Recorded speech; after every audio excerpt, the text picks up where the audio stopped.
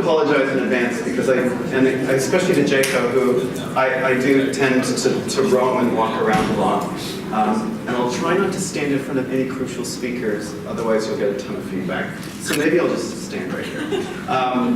Anyways, welcome. So I was going to introduce Oh, sorry.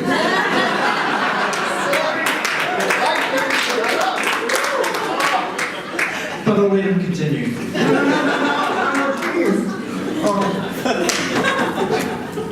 Go ahead.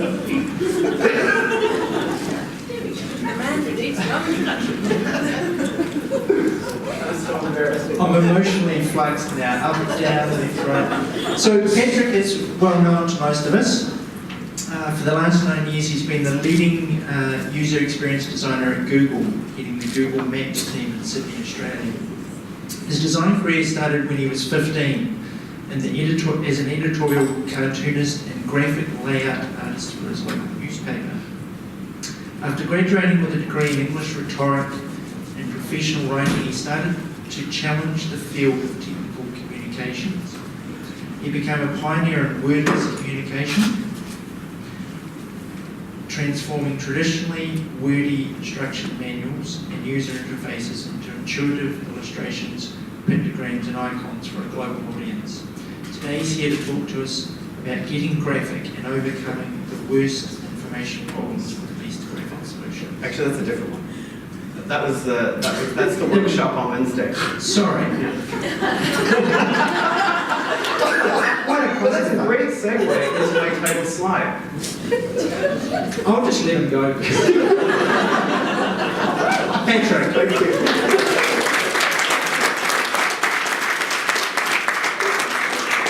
That's fantastic.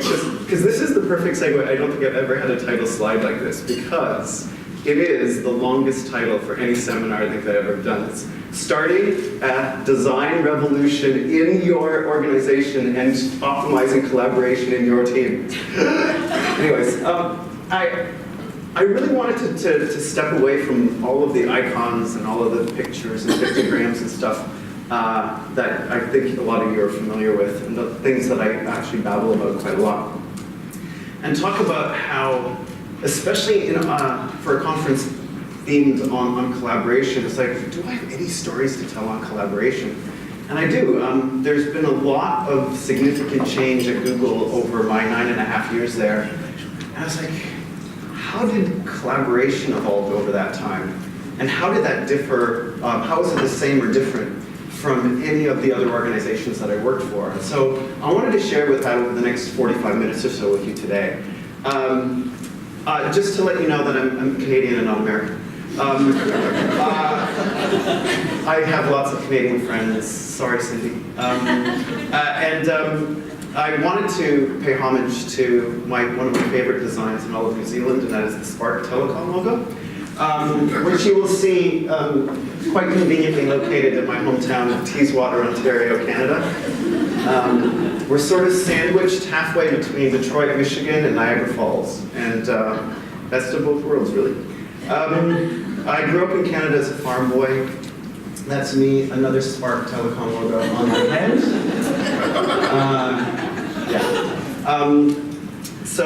We grew up on a pig farm. We had 600 head of hog, and then I became a designer. Same shit every day. I'm not here to really dispense any formal doctrine. I'm just here to offer a personal perspective on what collaboration means to me, not really what design means to me. I mean, creating a design revolution is one thing, but it can't happen without a high degree of collaboration. And I don't want you to overthink the term design. I think collaboration is all about designing a way for people to actually work together. And a lot of it requires some significant effort on the part of the organization, but not just the trickle-down economics from people in Mahogany Row that occupy all the window offices up above, and you're stuck sort of at the bottom. It's something that has to happen culturally throughout the organization. And so this is a personal perspective. This is not actually content approved by Google. I welcome you to tweet it, whatever, but it's something that my PR has ensued. So I'm going to offer a degree of candor, and hopefully I don't get fired. If I do, I'm moving to New Zealand. So here we go. In 1990, little Jack Horner sat in a corner writing his docs with panache. He tossed them to Eng, who got their revenge, saying, "We can't launch this. This is trash." This was me in 1990. Technical documentation. How many of you, by the way, actually sit in the corner, like the worst offices of your manufacturing facility or your telecom facility, whatever? We get the chump change. Why is it that technical writers always get stuck somewhere next to the toilets? And the door doesn't quite close, so you get the smell of the urinal pucks. And so this was my start at Hayes Microcomputer Products, I think. Yes, the Hayes modem. God bless. This was 1990. This was the 2400 Optima baud modem. This was the world standard at the time. And I did documentation for it. And it was like this. It was just nonsense. That was my beautiful illustration, talking about how communications that cross Ethernet cables and such are asynchronous. It's groundbreaking stuff. And again, it was boring as batshit. But the thing was, there was no real collaboration between me and the engineering team that I was supporting, or me and the marketing team that I was supporting, because we were physically separated from them by a huge manufacturing facility, and there was never any collaboration. And whenever we did meet, it was in a meeting room, and it was probably once every fortnight. And so collaboration wasn't all that effective. And I mean, this is beautifully laid out documentation. I think I was following the rules that Cindy taught in this morning's session. I've got nice typography, distinctions between my headings and my body text, a nice table down below the fold there. But it was pretty boring. So let's move forward 3 years. 3 years later, he became an illustrator working into Windowless Kit. It was Miles from Eng who got their revenge, saying, "We can't launch this. This is shit." So this was 1993, and I happened to be working for Hewlett-Packard. And this was for me. This is my bread and butter. This is what got me on the speaking circuit. It was like, how can we create wordless manuals?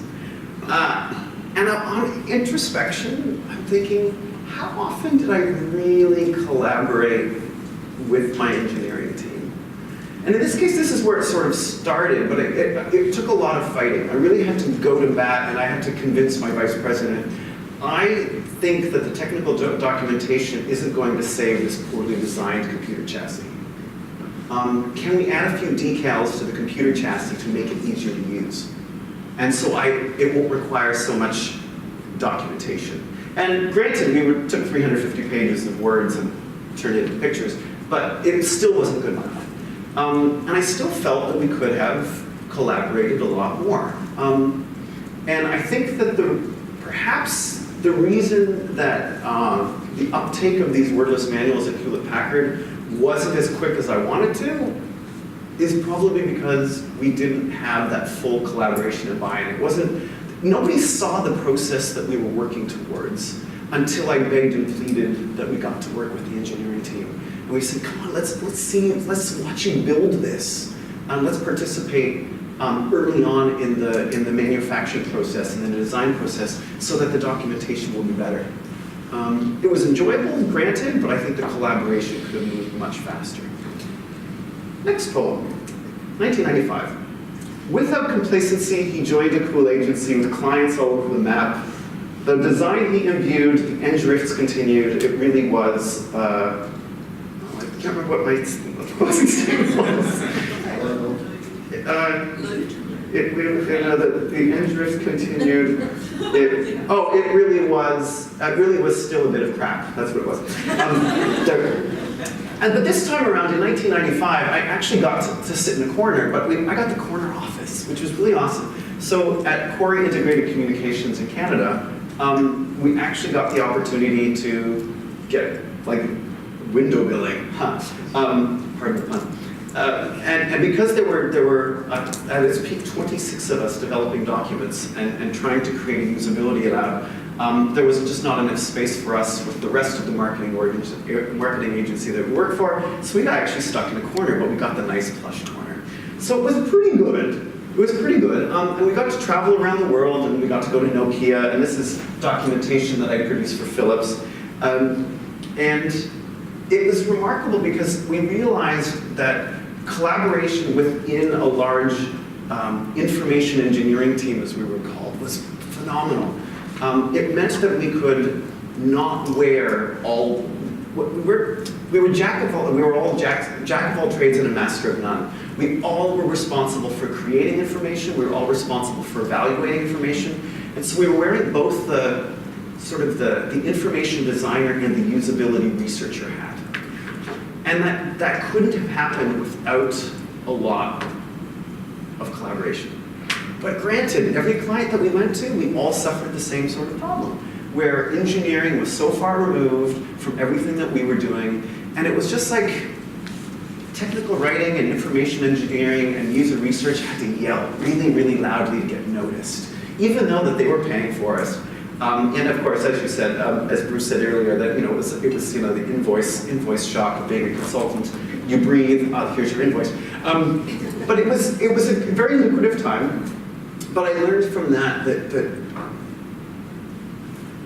ability to collaborate still wasn't at its peak. And so I jumped forward. I actually left the agency and I became a freelancer. But as folks both said no, he bravely went solo to freelance all over the world. His career was a grower, even in Aotearoa. His life was becoming less of a turd. And so that was Turd and World Don't Really Whine, but I think that was a pretty good poem. And I got Aotearoa. I pronounced Aotearoa wrong. Aotearoa? Nice. Nailed it. And so this was really exciting because this is when I started working at CPIT and going all over the world. And this is when user experience started being a thing. But it still didn't get the street cred that engineering was getting. It didn't get the street cred that sort of design and development were getting. It was like, what the heck is user experience? And so even when I went to London, or went down to Christchurch, and went over to Sydney, there was still a bit of we were still being treated as second-class citizens, and I still was quite in your face, and I still tried to push people around, and especially the engineering teams, because I wanted to make sure that the information that was being produced was just as important, if not more important, than the pixels that were showing up on screen, the product that was being sold to customers, and so on. And so, then in 2007, I joined Google. Without curmudgeon, he joined a search engine's Google Maps team. What such luck. As the only designer who was a loner and whiner and thought to himself, what the fuck?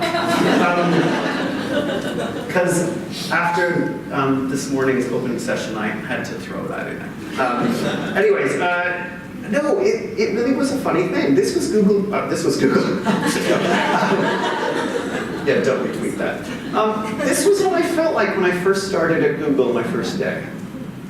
I was hired as the first designer in the Sydney office, and everyone was an engineer. How much does that feel like going back to square one, being the only technical writer in a company, all right? And I thought, bless you. And so I thought, wait, come on. And I went from being this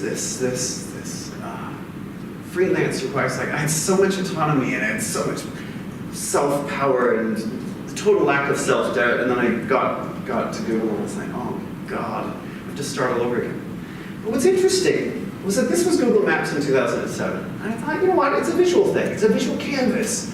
I should love this. I should be able to work with all of these, monstrous engineers. And I should be able to, I was going to say Sodom and Gomorrah. No, David and Goliath. Anyway, I should be able to sort of work through this, and I should be able to, battery cover coming off there. I should be able to have the same sort of impact that I did. What made me successful at all the other companies that I was working for, like in Christchurch and in London and so on, it was all about collaboration. And the last thing I was going to be was scared of the people that hired me. And so, the thing was, I think the thing I had to overcome was the fact that at the time in 2007, arguably a lot of the design decisions were being driven only by data. It's like, when are people going to click those hyper blue links in 2007? What should that shade of hyper blue link be so that more people will click on them? Let's study the 42 different shades of blue, and so on and so on and so on. And that's been well documented by people who left the company. And then I said, well, let's reintroduce the Spark Telecom logo for a moment. What if it's not driven by data? What if, qualitative usability research and just a lot of customer interviews and you just talking to people in the street, what if that drives a lot of the design and decision making? And so that's sort of what happened. I wanted to try to drive the design by impression, not design by data, but design by impression, but also design by emotion. Like, emotion is the thing that encourages people to love or hate your product. Emotion is the expression of whether people hate or love your product. And that's the evidence right there. And so that's what I tried to get through the organization. But again, what I had to overcome was the INGE's view of what design and communications, whether it be me as a designer or my compatriots in technical writing work, was that we were all about lipstick. We were there to make things look pretty, and we were expensive. I was like, damn you all. And then I realized, wait a minute, glass half full. What's my view of them? My view of them is that they're robotic, they're emotionless turds. They have no emotional backbone within them whatsoever. And in reality, that was a really, really naive view. Because what engineers think I did was this. So I studied this for quite a while. This is what engineers think I do. This is what my parents thought I did.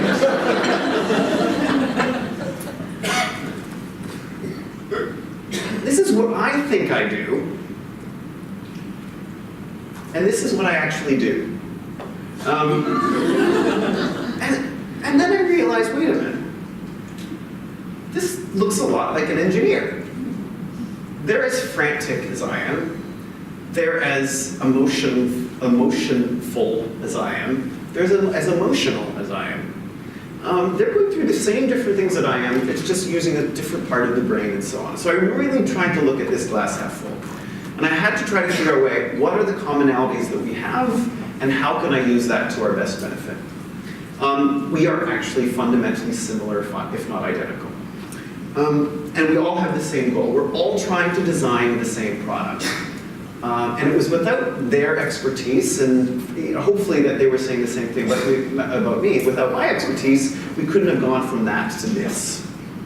And it took a decade to finally figure out that maps wasn't all about roads, and it wasn't all about driving. And it's not just about getting from point A to point B. It's about finding the favorite bar so that you can go to the local pub after work and have a beer with an engineer. And so we all had fundamentally the same goal. So knowing that we were identical, knowing that we had differences and uniquenesses, how did we move forward? And so we started creating a sort of, if you will, I guess a common taxonomy about what we were all trying to do together. We're all trying to craft an experience. We're all trying to think things through. We're trying to think through design problems. We're trying to think things through in different states. Engineers storyboard, I storyboard. Wait a minute, let's storyboard together. I did a little bit of code, they do tons of code. Hey, let's code together. They do massive whiteboards and sketches on the wall. So do I, let's do that together. And it was really quite fundamental. All of that design thinking led to crafting an experience. And there's some pieces of coding that I'm totally incapable of. And actually, I haven't probably put my eyes on code in a year or two. I let them take care of it now. They let me take care of the design, but it's far more collaborative than it used to be.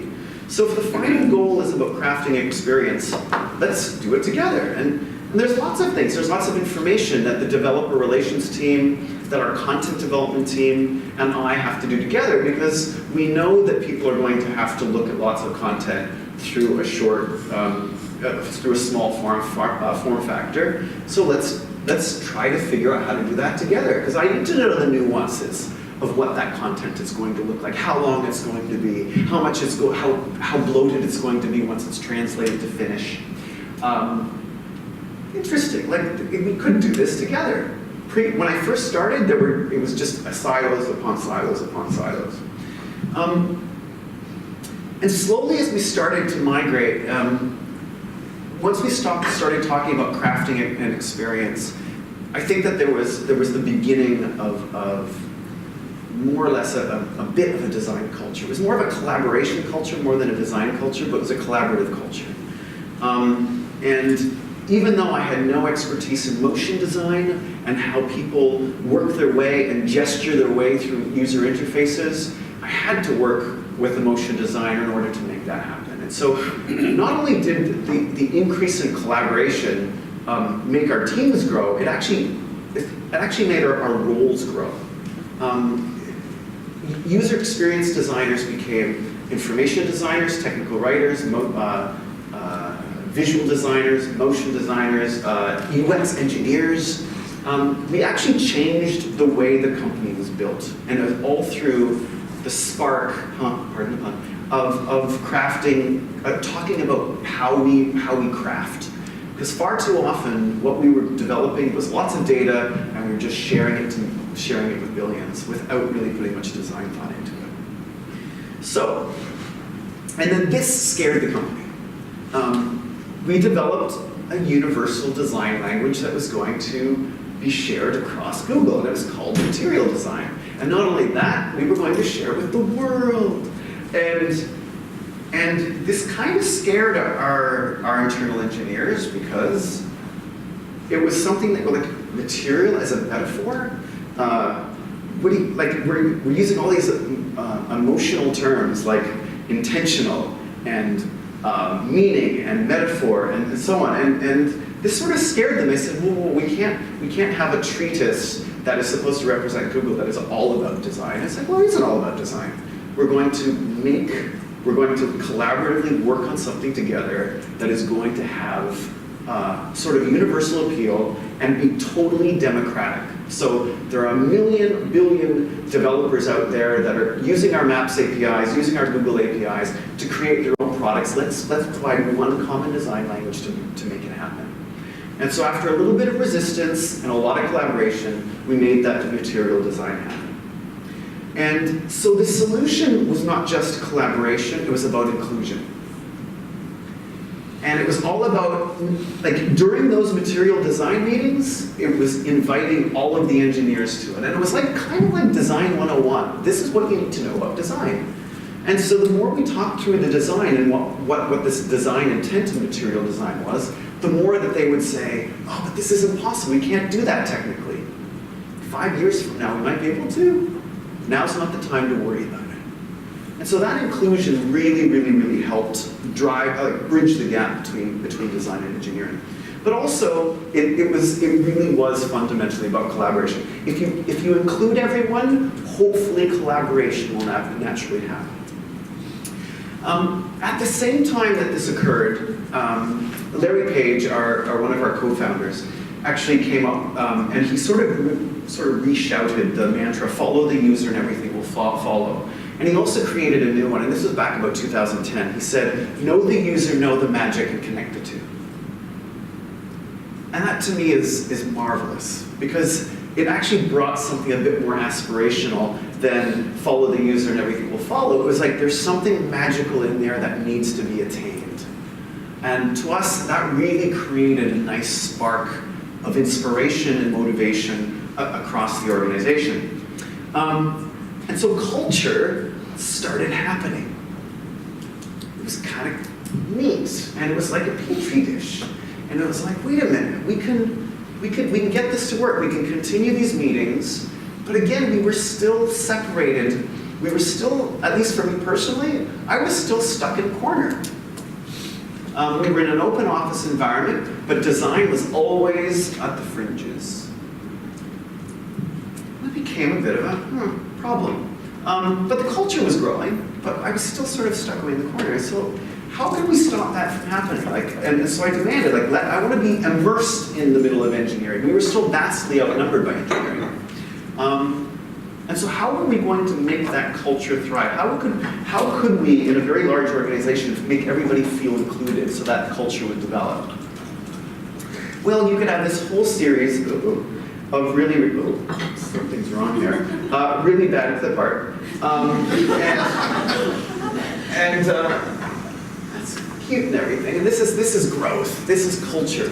But again, in a large organization, this was really hard for us to grasp because we were growing exponentially. And in Sydney, when I started, we had 150 people, and now we have 1,500 people. It's actually quite steady growth.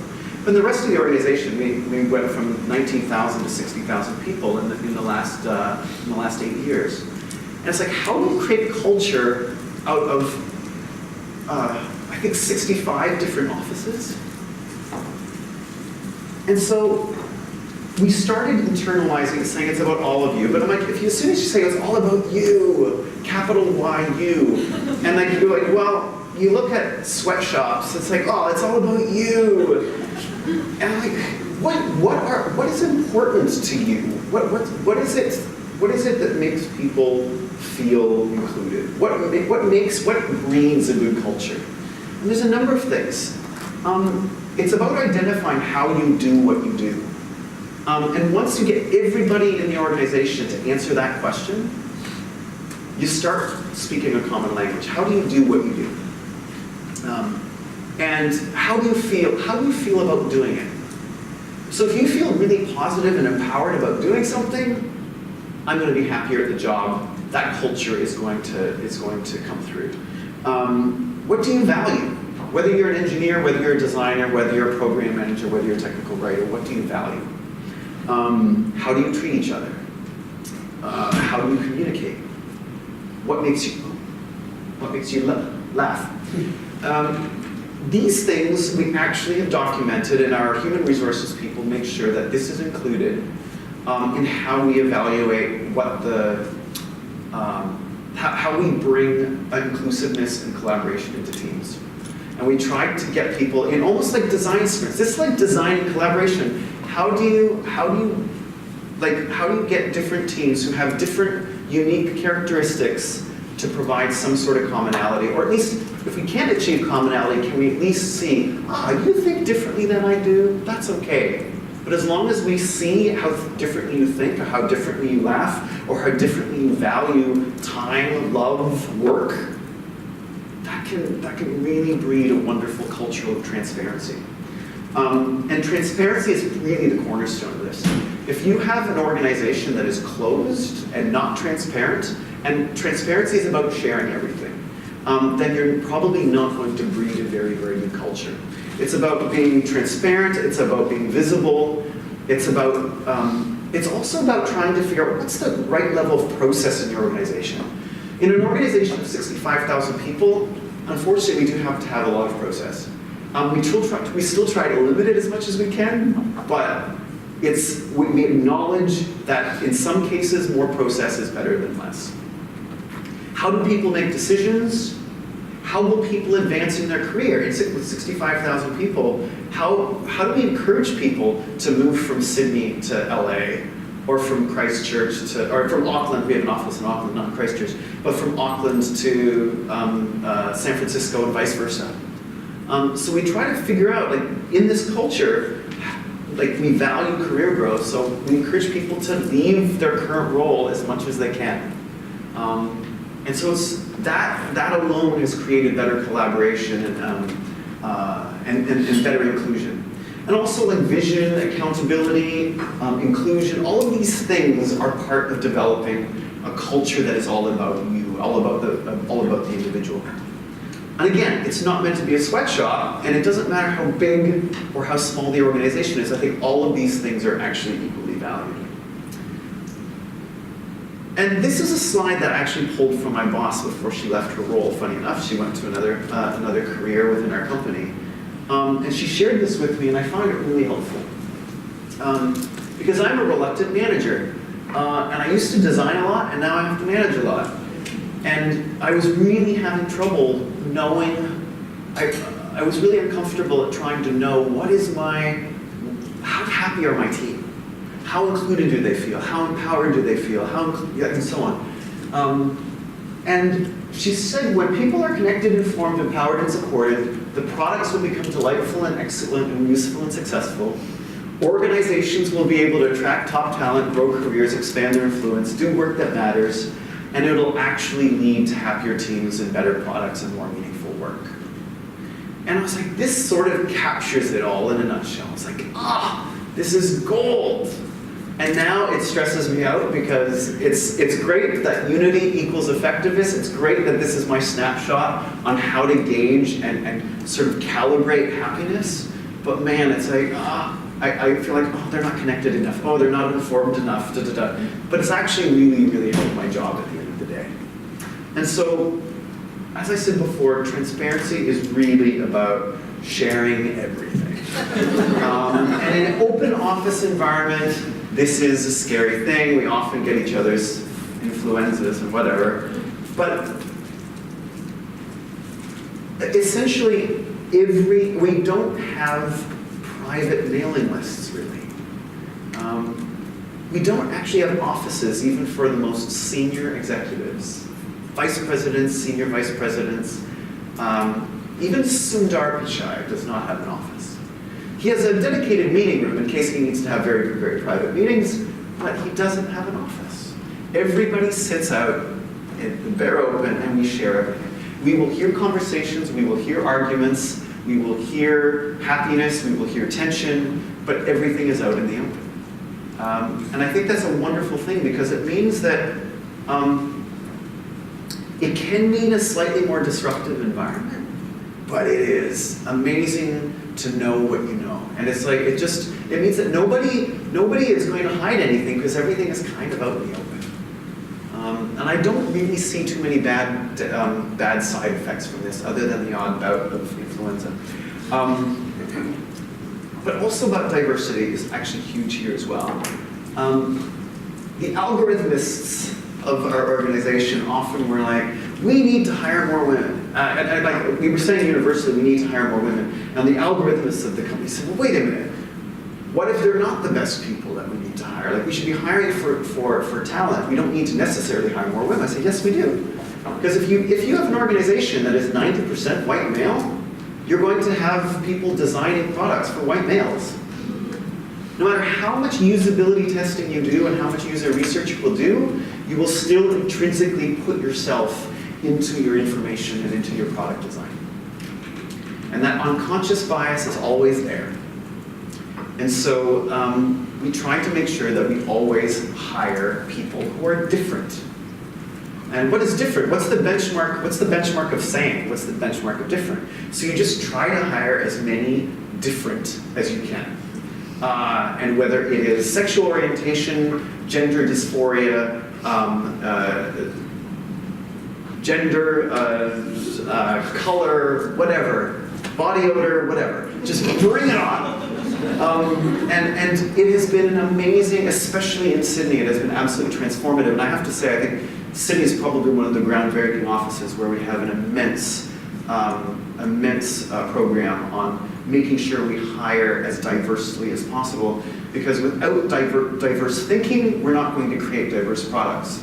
Without diverse thinking, we're not going to reach a diverse audience. And that's the way of doing it. And now we're seeing the effects of that, or positive effects of that. What it has also meant is growth. And so people saw from Mountain View, California, and the depths of Silicon Valley, they saw that, wow, Sydney's growing Sydney's doing amazing things. So now we were growing so fast that I'm a reluctant manager. And really, to me, growth was more like growth. And it was kind of painful because I had no training in how to manage a team of 15 designers and researchers. And it was just growing too quickly. And I had this lovely team of 4 people that I kind of managed. And we were really successful at just pushing out product But slowly but surely what happened was we were all so freaking busy that we would put on our headphones and we would just sit at our monitors for 8 hours a day, or 4 hours in the morning, go for our free lunch, go back to our desk for another 4 hours, go into the cafeteria for dinner and work for a couple more hours and go home. And it's like, that's not good growth. That's not good collaboration. Where's the collaboration that was happening in the first 10 years I was starting it and when I was at Google? And we were collaborative, but we weren't collaborative because as soon as we had to do the fundamental work and produce things, we were sitting at our desks with our headphones on. And, we were sitting at our desks with our headphones on. That was added in at the last minute. Can you tell? And this is really about like how do you create, like once you have a collaborative culture, how do you drive even more collaboration within your physical office environment? My boss called it panty lines. She said this is the side effect of having your headphones on all day.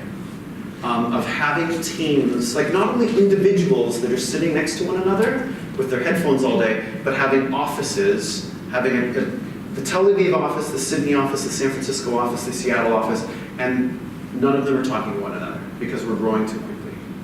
And she says the UX panty lines start forming, that the product panty lines start forming, and that you will see, and it was, we were talking, who was I talking with earlier? And we were actually talking about the lack of the product bar at the bottom of the Google search page that used to list all of the different Google products. That's showing our organizational structure. That's showing our organizational panty lines. It's like it's like throwing a list of products at you.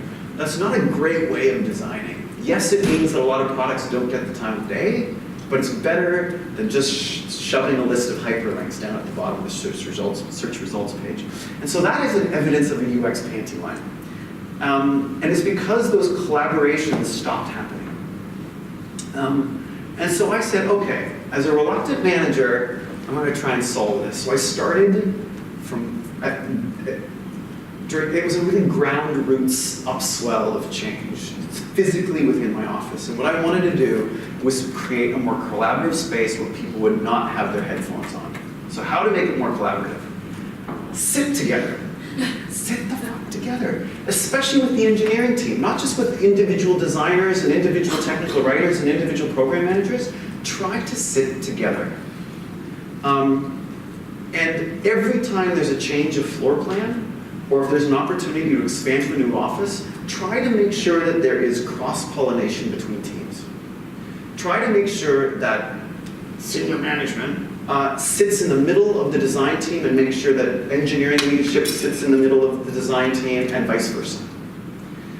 Try to get all of those different disciplines and intersperse them throughout. Obviously, there's going to have to be a little bit of effort in making sure that if me and my lead designer, we do have to collaborate quite a lot. So it might be better for us to be sitting next to one another, but try to make sure that cross-pollination happens. And if you can't sit together, make sure that you visit one another daily. And again, it doesn't have to be formal meetings. It can be any number of ways of stand-ups and scrums and so on. Another thing that I introduced in addition to new floor plan was hygiene. What we wanted to do was make sure that, again, in an organization that is transparent, that we weren't just sending out email digests like, this is what the design team did this week. This is what the technical writing team did this week. This is what the engineering team did this week. It's like, what are the efforts that you worked on collaboratively together, and share it as soon as you have something to share. It's not meant to be, look at how much I got done this week. It's fundamentally about establishing a process where you send things out constantly. But also, hygiene is about doing it regularly. So what we do is we dedicate 10:30 every Monday morning to update our, we have this thing called snippets, so anything that you worked on last week, where are the links? Where's evidence of what you were working on? Even if it's a shitty work in progress, just provide the link so that other people can see what you've done. And it has been transformative.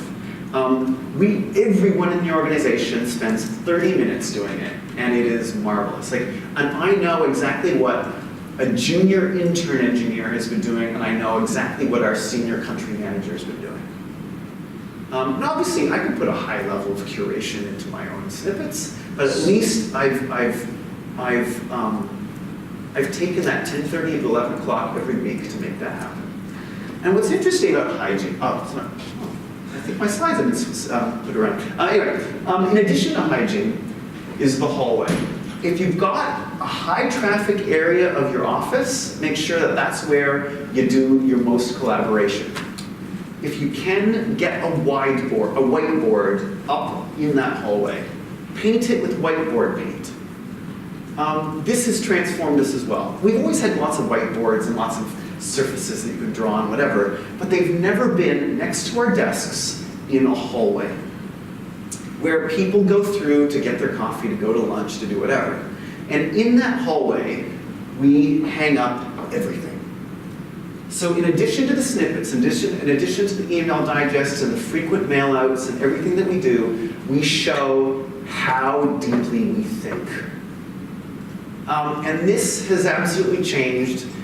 There are a couple of my engineering teams still could use a little bit of design 101 training, or a little bit, they could learn a little bit of respect. As soon as we started doing this, we were like, damn, I didn't know this was how bad. I didn't know how bad this was. I didn't know how deep this was. I didn't know how complicated this was. The empathy that has come out of just broadcasting everything on our hallway walls. And this changes all the time. Make sure that this doesn't become stale. Otherwise, people are like, oh my God, it's still up there. Try to keep it changing. Try to use it as your canvas so that so you don't constantly sit at your desks. And these walls are meant to be public. They're meant to be not just places for technical writers to join in, but you can, but also for technical writers and engineers and so on to collaborate. And what ends up happening is you end up with people walking down the hall and they're constantly doing double takes. And they're going, oh, wait a minute, I'm working on this piece. And then I've never seen it like this. I've only seen it in code. Wow. And so they see how their product is being built and designed and organized by their design team, by the technical writing team, the content development team. It's been absolutely transformative. I can't highly recommend this enough. And people are coming and talking about it. People are stopping and doing the double take. This is a controversial one. I bought my $249 Sonos speaker, and I stuck it in the middle. This is a different photo. And I stuck it in the middle of our area, and we have this just slight ambient music playing. So it just sort of gets rid of that dead air, that sort of clackety-clack typing. And what I was trying to aim for was people not putting their headphones on to listen to music. And this has actually generated a lot of conversation because I've been listening to a lot of K-pop from Korea. I've been listening to a lot of, it's still a struggle for me to understand progressive jazz, but I'm giving it a chance. But the thing is, it has made me more empathetic. It's added color to a lot of my teammates that I didn't know you were into progressive jazz, Shalini. That's amazing. And Jeff, I didn't know you were into rap, and so on and so on. But it's just kept kind of soft enough that you can't make out all of the shitty words, and tones and dissonance, but just loud enough that it's prevented people from putting their headphones on. And we don't discourage people from putting their headphones on, because sometimes I need to be in the zone, but it has dramatically increased the transparency and the amount of dynamic conversation that happens in the office. And people interrupt each other a little bit more. That's a good thing. The conversations, the question and answer sessions are not left 4 days after you've encountered the design problem. It happens right when you encounter, it's like, hey Jeff, I need your help on this. And it's all, I think it's all because we've got, introduced a little bit of white noise into the organization. Lunch. And we're lucky enough at Google to have free lunches. The pessimist in me would say, they're just trying to keep us in the office all day. And they're, but we have the power to go and eat lunch outside whenever we want to. It's just that the food is really good. And I really enjoy the accidental conversations that happen when I'm crammed. And they actually, I think intentionally, make the cafeterias just a little bit too small so that you actually end up sitting with people that you don't normally have conversations with. And that alone has introduced a degree of transparency and learning just through the accidental conversations that you have sitting with people at lunch. And so if it's not every day of the week, try to introduce, especially if you've got the power to, like if you're controlling any budget, no matter how small, introduce a small amount of free food, like one day a week or one day a month or whatever. My previous agency did this as well, and it worked phenomenally. And it was about getting people to sit together that normally wouldn't, and you don't want to do that through some forced design exercise or some forced group project. Do it during a lunch and make it a habit. That was really, really effective. And what happens then is that actual scrums, these sort of traditional agile scrums, this happens dynamically. This is not something that gets added to our project calendars. Because a lot of these dynamic conversations are happening dynamically. They're happening at lunch, they're happening in the hallways, they're happening at our desks. It's pretty amazing. And so now, that was my 10-minute or 5-minute mark. There we go. So what's wonderful is it's now, I think the culture is building. We have a lot more, I would say, equality in the organization, and I think it's coming through actually in a lot of the products that we've been introducing. It's nothing is being done in a silo anymore. This is also amazing. This to me is almost as good as the hallways, and it's about immersion. And what we're trying to do, what we started doing last year, was the idea of immersion and the idea of going to, doing a field study. So going to Bangalore, India, and seeing how people use their mobile phones. Going to Delhi and seeing how people use their mobile phones. Going to Rio, seeing how people use their mobile phones and their mobile apps. It was always done by our research team. And I said, can someone from the design team come along and just see how people are physically using this? Because I always have to read your reports.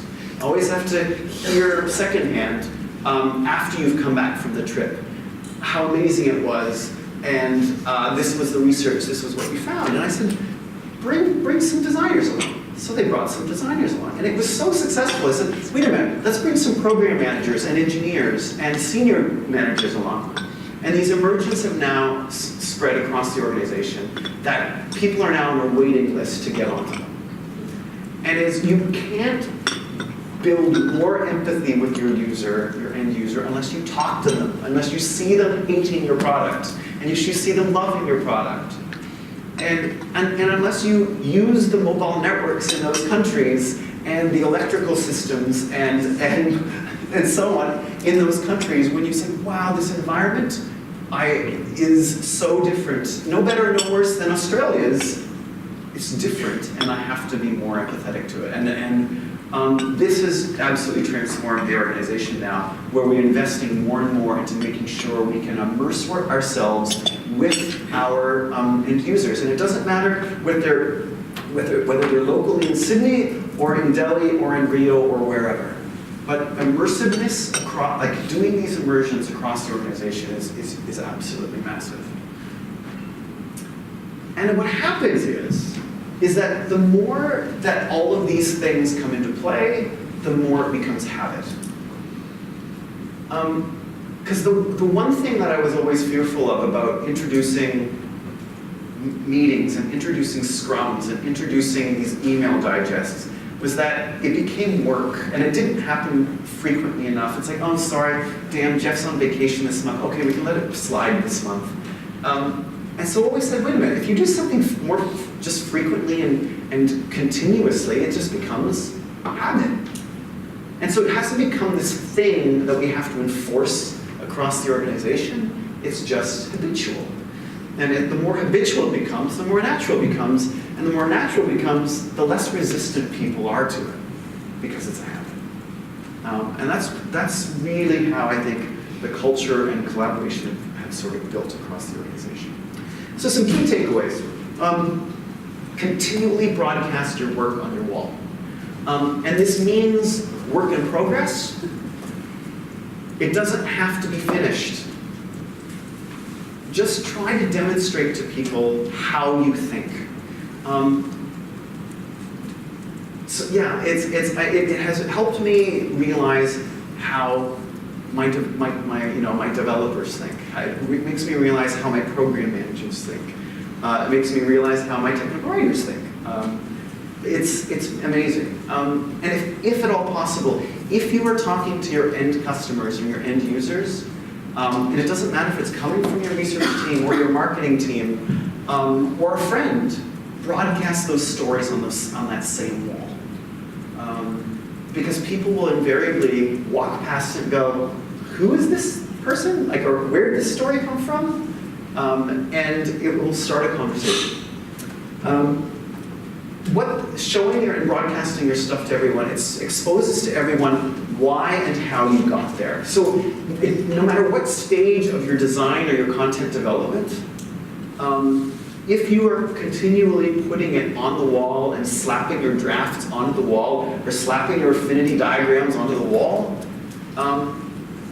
over time people will see that progression, and they will see, by the time launch comes, it's like, wow, I saw that baby grow. I saw that baby gestate, and I saw it develop.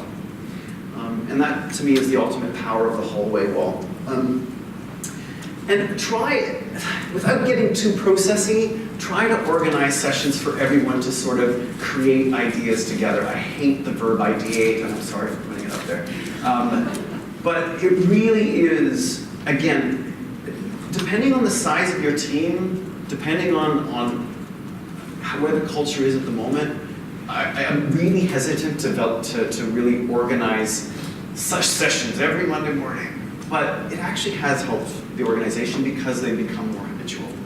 And if at all possible, if you can be together from the start. If you have a project, if you have a new product or a new initiative, try to get everyone involved from the very, very, very beginning. Don't exclude anyone. Even if it seems like, oh, it's kind of inappropriate for Steven over from Corp-Ops or Corp-Ops to come over to come to this, bring them along. It will be mind-blowing. And they will realize that, thank you for including. I didn't know you did this. Even if they felt like they could contribute, the transparency will help overcome that. Make open communication feel natural and continuous. So, and by open communication, it's like, introduce a little bit of white noise. Oh, I highly recommend Birdsong FM. Birdsong.fm. It's just bird noises. It just play it off your laptop in the middle of your office, mind changing. It will get rid of the hum of the air conditioner or the sound of people, repairing things behind the wall. It's marvelous.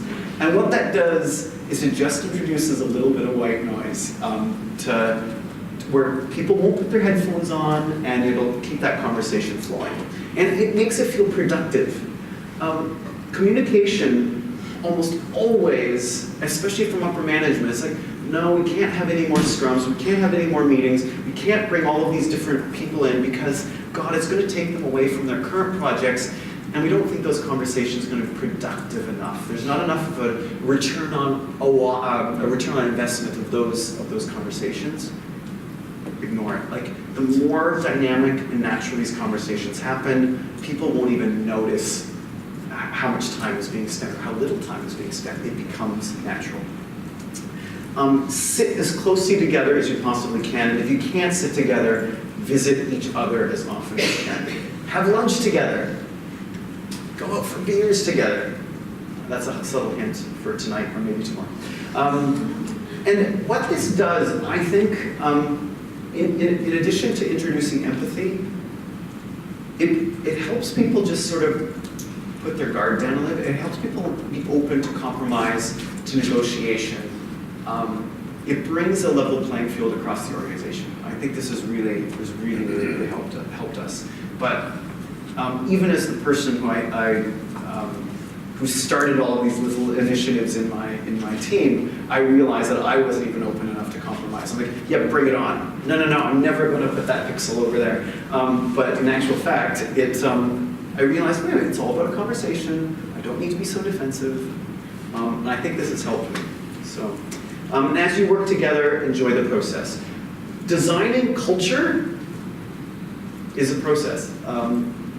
Trying to introduce culture to organization is a design exercise. And so try to enjoy it. It's not going to be easy. It hasn't been easy. This hasn't been easy, but I think it's just taken a little bit of time, and that petri dish of bacteria has now totally spread. It's wonderful.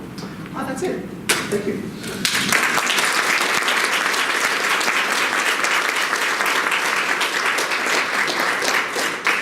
Any questions? Oh, and I got the microphone. Yes.